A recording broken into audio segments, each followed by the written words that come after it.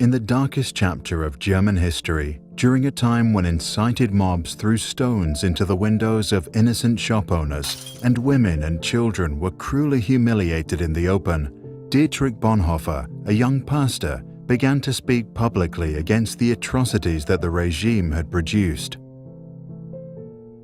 After years of trying to change people's minds, Dietrich Bonhoeffer came home one evening and his own father had to tell him that two men were waiting in his room to take him away. In prison, Bonhoeffer began to reflect on how his country of poets and thinkers had turned into a collective of cowards, crooks, and criminals.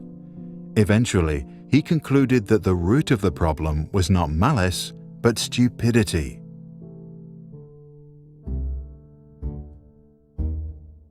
In his famous Letters from Prison, Bonhoeffer argued that stupidity is a more dangerous enemy of the good than malice, because while one may protest against evil, it can be exposed and prevented by the use of force.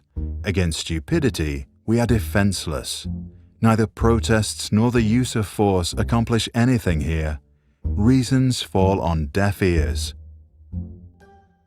Facts that contradict a stupid person's prejudgment simply need not be believed, and when they are irrefutable, they are just pushed aside as inconsequential, as incidental.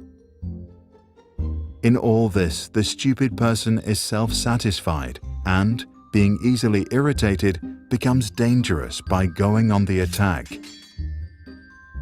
For that reason, greater caution is called for when dealing with a stupid person than with a malicious one. If we want to know how to get the better of stupidity, we must seek to understand its nature.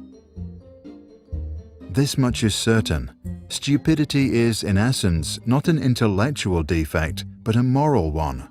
There are human beings who are remarkably agile intellectually, yet stupid, and others who are intellectually dull, yet anything but stupid. The impression one gains is not so much that stupidity is a congenital defect, but that under certain circumstances, people are made stupid, or rather, they allow this to happen to them. People who live in solitude manifest this defect less frequently than individuals in groups, and so it would seem that stupidity is perhaps less a psychological than a sociological problem. It becomes apparent that every strong upsurge of power, be it of a political or religious nature, infects a large part of humankind with stupidity, almost as if this is a sociological psychological law where the power of the one needs the stupidity of the other. The process at work here is not that particular human capacities such as intellect suddenly fail. Instead, it seems that under the overwhelming impact of rising power, humans are deprived of their inner independence and, more or less consciously, give up an autonomous position. The fact that the stupid person is often stubborn must not blind us from the fact that he is not independent. In conversation with him, one virtually feels that one is dealing not at all with him as a person, but with slogans, catchwords and the like that have taken possession of him. He is under a spell, blinded, misused, and is abused in his very being. Having thus become a mindless tool, the stupid person will also be capable of any evil, incapable of seeing that it is evil. Only an act of liberation, not instruction, can overcome stupidity. Here, we must come to terms with the fact that in most cases, a genuine internal liberation becomes possible only when external liberation has preceded it. Until then, we must abandon all attempts to convince the stupid person.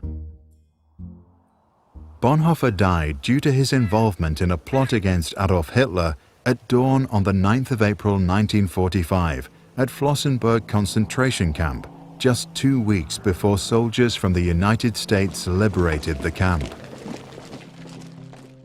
Action springs not from thought, but from a readiness for responsibility. The ultimate test of a moral society is the kind of world that it leaves to its children, Bonhoeffer once said. Check the description below to read Bonhoeffer's original text after 10 years. For more information about Bonhoeffer or to download this video without background music, go to sproutschools.com.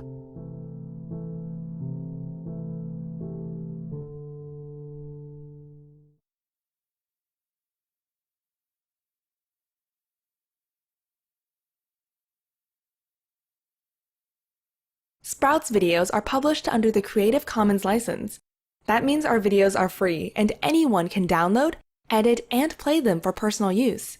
And public schools, governments, and nonprofit organizations can also use them for training, online courses, or designing new curriculums.